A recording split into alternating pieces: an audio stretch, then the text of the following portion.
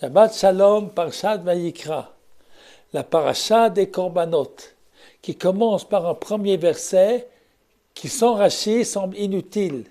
Dieu appela Moshe et il lui parla du Ohel Moed en lui disant. Et après, on nous dit, parle aux enfants d'Israël en leur disant.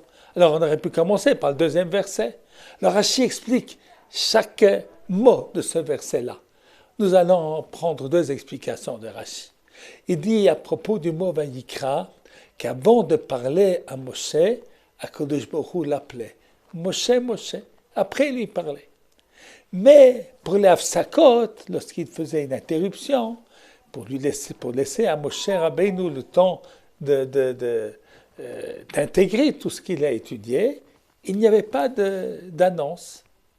Alors, ces deux Rashi viennent nous expliquer la relation particulière qu'il y a entre Moshe Rabbeinu et Akadosh Baruch Hu, qui est différente de tous les prophètes. Tous les prophètes, eh bien, c'est dans une vision, c'est dans un rêve qu'ils entendent Akadosh Baruch Hu. Tandis que Moshe Rabbeinu, Dieu l'appelle. PLP Adaberbo, nous verrons dans Parshat Balalotra. Dieu lui parle comme un homme à son prochain. Alors, cet amour, cette proximité est exprimée par le mot Vayikra, qui est un fondement du judaïsme de savoir cette grandeur de la prophétie de Moshe Rabbeinu. Et pourquoi, pour les interruptions, il n'y a pas d'appel?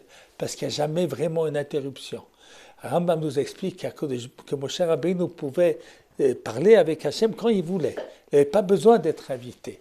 Pas comme tous les autres prophètes. Ils ne peuvent pas prophétiser quand ils veulent, seulement quand Hachem veut.